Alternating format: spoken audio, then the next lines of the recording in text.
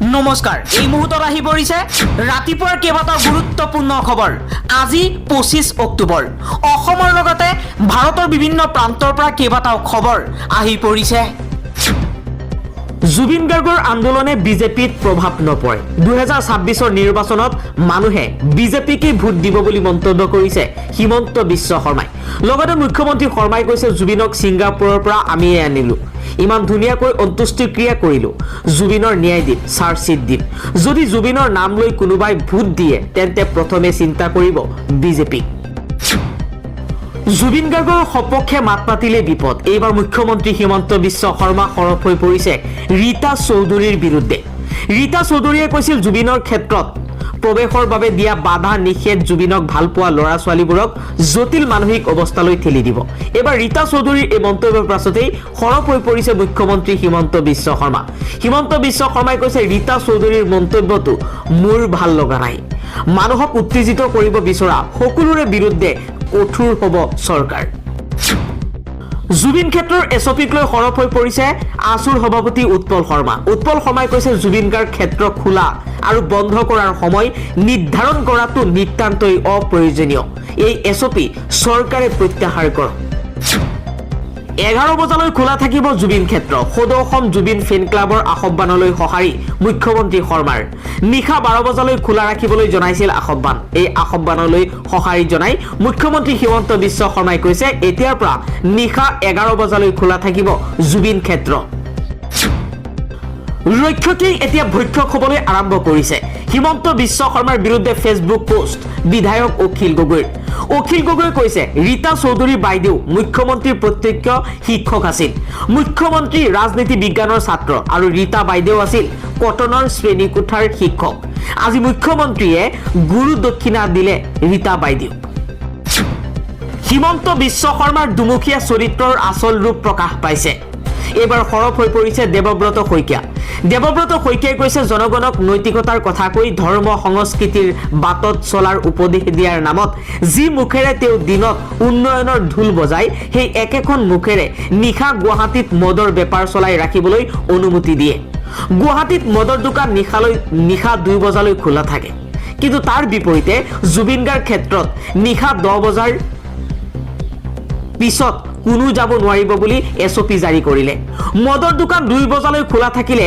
ওচৰ পাজৰৰ পৰিৱেশ বিনষ্ট নহয় মাত্ৰ জুবিন ক্ষেত্ৰলৈ 10 বজাৰ পিছত গলে সেই পৰিৱেশ বিনষ্ট হয় নেকি জুবিন গাৰ্গক সমালোচনা কৰি এবাৰ ভুল স্বীকাৰ কৰিলে দুলু আহমেদে দুখ ঠেলি দিলে লুৰিণজ্যোতি গগৈলৈ দুলু আহমেদে কৈছে তেতিয়া মই জাতীয় পৰিষদৰ উপসভাপতি আছিলো জুবিন গাৰ্গে জাতীয় পৰিষদক লৈ কিবা এটা কৈছিল লুৰিণজ্যোতি গগৈৰ নিৰ্দেশতহে সেই সময়ত মই জুবিন গাৰ্গক সমালোচনা কৰিলো বুলি মন্তব্য কৰিছে দুলু আহমেদে প্ৰদূষণৰ বাবে ভয়ংকৰ ভৱিষ্যতৰ দিশে গৈ আছে ভাৰত প্ৰদূষিত বায়ুৰ মাজত জীৱন নিৰ্বাহ কৰাৰ বাবে ভাৰতবৰ্ষত 20 লাখ লোকৰ মৃত্যু হৈছে ষ্টেট অফ গ্লোবেল ইয়াৰৰ প্ৰতিবেদনত প্ৰকাশ পাইছে এই তথ্য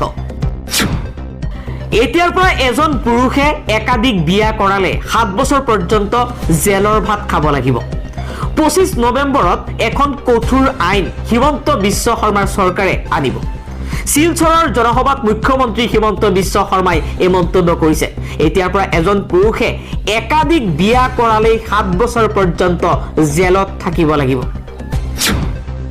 জুবিন গাৰ্গৰ ন্যায় বিচাৰি ৰাজপথত সাংসদ গৌৰৱ গগৈ মম শিকা সমদলত আৰক্ষীৰ বাধা প্ৰদান অসম চৰকাৰৰ বিৰুদ্ধে ক্ষোভ প্ৰকাশ কৰি উলিওৱা মম শিকা সমদলক আগুৱাই যোৱাত আৰক্ষীয়ে বাধা প্ৰদান কৰিছে যাক লৈ পৰিৱেশ উত্তপ্ত হৈ পৰিছে প্ৰাণৰ শিল্পী হিয়াৰ আমঠু জুবিন গাৰ্গৰ ন্যায়ৰ দাবীত গুৱাহাটীৰ ৰাজপথ উত্তাল কৰি তুলিছে প্ৰদেশ কংগ্ৰেছে জুবিন গাৰ্গক ন্যায় প্ৰদানৰ দাবীত প্ৰদেশ কংগ্ৰেছৰ কটন বিশ্ববিদ্যালয়ৰ সন্মুখৰ পৰা দীঘলী পুখুৰী অভিমুখে সন্ধিয়া মম শিকা সমদল উলিওৱাত আৰক্ষীৰ বাধা শান্তিপূৰ্ণ সমদলক বাধা প্ৰদান কৰাক লৈ ক্ষোভিত হৈ পৰিছে সাংসদ গৌৰৱ গগৈয়ে কৈছে বাধা প্ৰদান কৰা আৰক্ষীক জবাবদিহি কৰি কয় যে কাৰ নিৰ্দেশত তেওঁলোকক বাধা প্ৰদান কৰা হৈছে তেওঁ অসম আৰক্ষীকো ৰাইজৰ পক্ষত থাকি জুবিন গাৰ্গক ন্যায় প্ৰদানৰ সপক্ষে থিয় দিয়াৰ বাবেও আহ্বান জনাইছে গৌৰৱ গগৈয়ে কৈছে যিসকলে আমাক বাধা প্ৰদান কৰিছে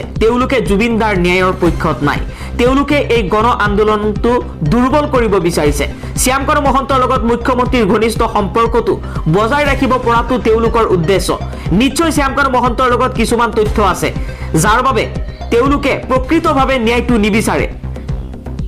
ইফালে কংগ্ৰেছৰ নেতা কৰ্মীসকলে জয় জুবিন দা, আমাক জুবিন দাৰ ন্যায় লাগে আদি শ্লোগানেৰে আকাশ বঁটা কঁপাই তুলিছে।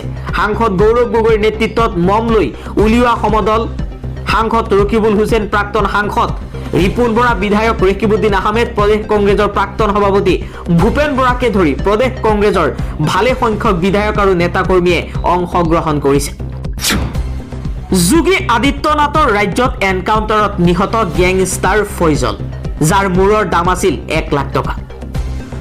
পুনৰ উত্তৰ প্ৰদেশত এনকাউণ্টাৰত নিহত হৈছে এগৰাকী দাগী অপৰাধী। বৃহস্পতিবাৰে নিশা উত্তৰ প্ৰদেশৰ জিনজনা অঞ্চলৰ ভুগী মাজৰা গাঁৱত অভিযান চলোৱাৰ সময়তে আৰক্ষীৰ গুলীত মৃত্যু হয় সঞ্জীৱ সজীৱা গেঙৰ তীক্ষ্ণ শ্বুটাৰ ফৈজল, যাৰ মূৰৰ দাম আছিল 1 লাখ টকা। এই অভিযানৰ সময়ত দুষ্কৃতিকাৰীৰ গুলীত এজন কনিষ্টবল আহত হয় বুলি জানিব পৰা গৈছে। অখিল গগৈয়ে হিমন্ত বিশ্ব শৰ্মাৰ চৰকাৰক প্ৰশ্ন উত্থাপন কৰিছে। জুবিন দাৰ সমাধি চৰকাৰী সম্পত্তি নেকি? প্ৰশ্ন বিধায়কৰ। অখিল গগৈয়ে লগতে ফেচবুক পোষ্টত কৈছে, শ্মশান অথবা সমাধি ক্ষেত্ৰলৈ যোৱাৰ সময় থাকে জানো? জুবিন দাৰ সমাধি চৰকাৰী সম্পত্তি নেকি? জীয়াই থাকোঁতে সিদ্ধাৰ্থহঁতে মানুহজনৰ ওচৰলৈ যাবলৈ দিয়া নাছিল।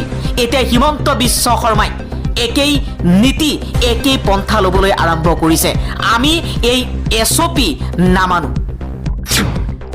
90 দিনৰ ভিতৰত চাৰ্জশ্বীট দাখিল কৰিব ছিংগাপুৰ আৰক্ষীয়ে।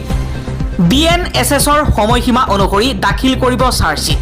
হোটেলৰ CCTVৰ তথ্য প্ৰদানৰ ক্ষেত্ৰত ছিংগাপুৰ আৰক্ষীয়ে ইতিবাচক সঁহাৰি দিছে। সংবাদ মেলত আজি এই কথা সদৰি কৰিছে SITৰ মুৰব্বী মুন্না প্ৰসাদ গুপ্তাই। জুবিন ক্ষেত্ৰত প্ৰৱেশৰ বাবে দিয়া বাধা নিষেধে জুবিনক ভালপোৱা ল'ৰা ছোৱালীবোৰক জটিল মানসিক অৱস্থালৈ ঠেলি দিব পাৰে। আত্মসননৰ পৰা বিদ্ৰোহলৈ যিকোনো ঘটনা ঘটিব পাৰে। জুবিন ক্ষেত্ৰক লৈ জাৰি কৰা SOP সন্দৰ্ভত প্ৰতিক্ৰিয়া প্ৰকাশ কৰিছে সাহিত্যিক ৰীতা চৌধুৰীয়ে। ৰীতা চৌধুৰীয়ে ফেচবুক পোষ্টত কৈছে, মাননীয় মুখ্যমন্ত্ৰী মহোদয়, কেতিয়াবা আপোনাক পৰিবেষ্টিত কৰি ৰখা আপোনাৰ শুভাকাংক্ষীসকলে সাধাৰণতে যিসকলৰ বেছিভাগেই তোষামোদকাৰী, তেওঁলোকে পৰিস্থিতিৰ যথাযথ ছবিখন অনুধাৱন কৰিব নোৱাৰে। প্ৰকৃত ছবিখন তুলি ধৰিব নোৱাৰিবও পাৰে। সিদ্ধান্তবোৰ লওঁতে সেয়েহে ভুল হোৱাৰ সম্ভাৱনা থাকে। জুবিনক ভালপোৱা সকলোৱে জুবিন ক্ষেত্ৰলৈ দিনত আহিবলৈ সময় নাপাবও পাৰে। দিন হাজিৰা কৰাৰ পৰা জীৱিকাৰ বিভিন্ন ক্ষেত্ৰত ব্যস্ত থাকে মানুহবোৰ। সেয়েহে টোপনি আৰু জিৰণি বিসৰ্জন দি দূৰ দূৰণিৰ পৰা আহে। কিছুমানে বাৰে বাৰে আহে। জুবিনৰ প্ৰতি তেওঁলোকৰ ভালপোৱাৰ জোখ লোৱা অসম্ভৱ। অগণন মানুহে জুবিনক হঠাতে হেৰুৱাই যি মানসিক কষ্ট পাইছে তাৰ পৰা আজিলৈকে ওলাব পৰা নাই।